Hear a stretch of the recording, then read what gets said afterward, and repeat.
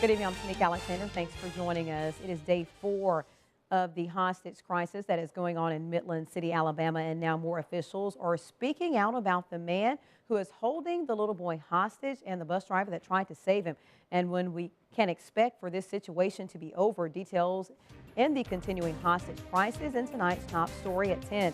Police, the FBI, and hostage negotiators are at the scene in Midland City. These are images from the command center at the scene earlier today. The suspect, Jimmy Lee Dykes, is holding a 5-year-old boy underground in a bunker that neighbors say is extremely well stocked with food and electricity.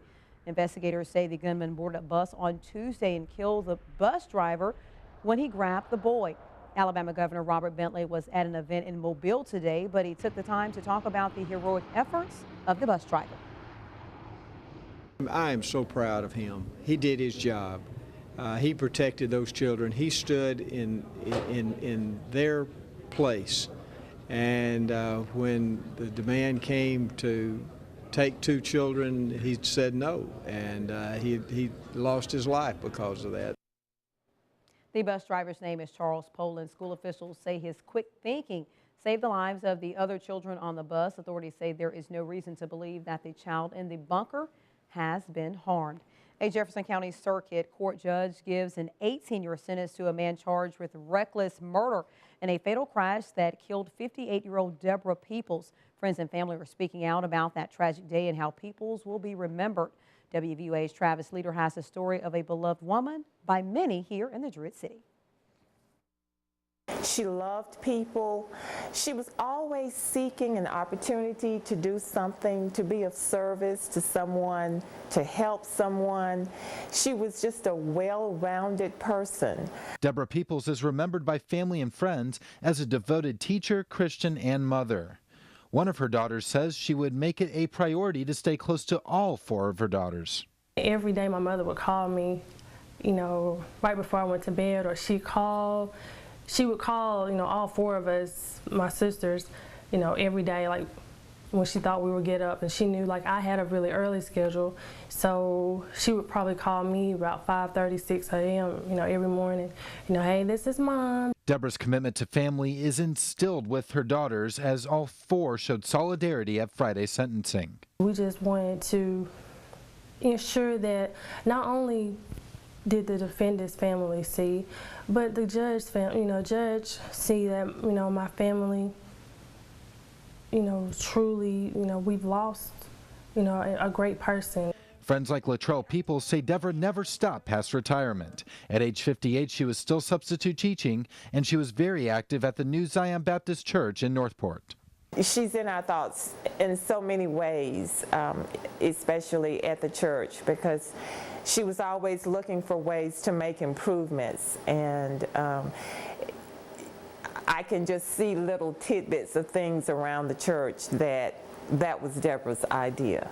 More than 1,000 went to Peoples' funeral in April 2011, but the outpouring of support stretched further. People that had not been in touch with my mother for years, or had not been in touch with the family for a long time, but they would recall the simplest act that she did that stood out in their memory.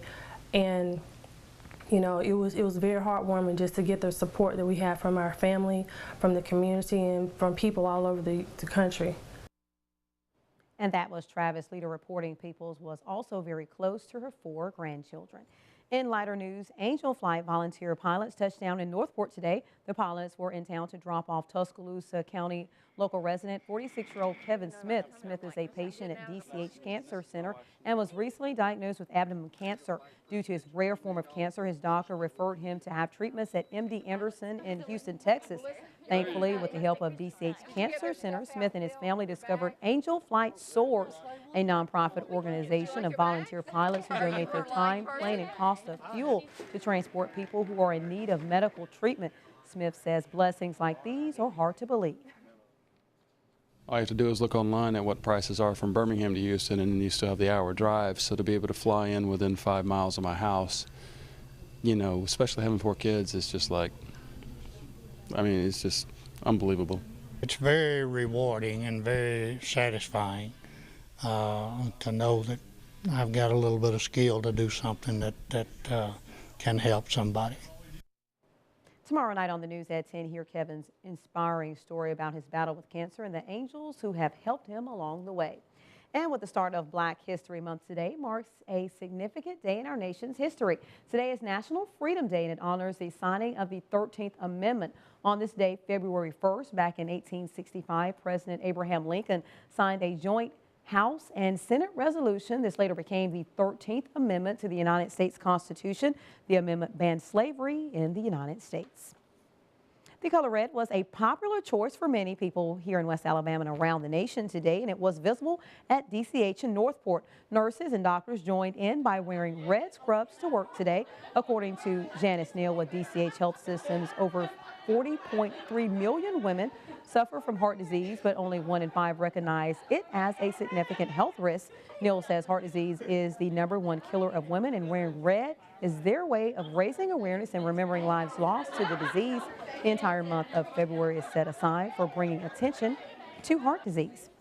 Another group of people are seeing red, and it's not for a health cause. Some of Alabama's top Republican officials want to oust the chairman of the Alabama Republican Party. Several of the party's leaders accuse Chairman Bill Armistead of dividing the party. Tomorrow, the Republican Executive Committee will vote on who takes the chairman's spot. Armistead says he still has lots of support and expects to defeat challenger Matt Friddy. Friddy has drawn support from Governor Bentley, Lieutenant Governor Kay Ivey, and House Speaker Mike Hubbard. According to a new Gallup poll, Alabama is the most politically conservative state. 50.6% of Alabamians identify themselves as conservative. North Dakota and Wyoming tied for second, followed by Mississippi and Utah. The rankings come from phone surveys through 2012. The District of Columbia is ranked the most liberal, followed by Massachusetts, Oregon, and Vermont. In Bullock County, residents are now seeing the removal of all storm sirens. County officials say they are removing all 18 sirens due to heavy costs.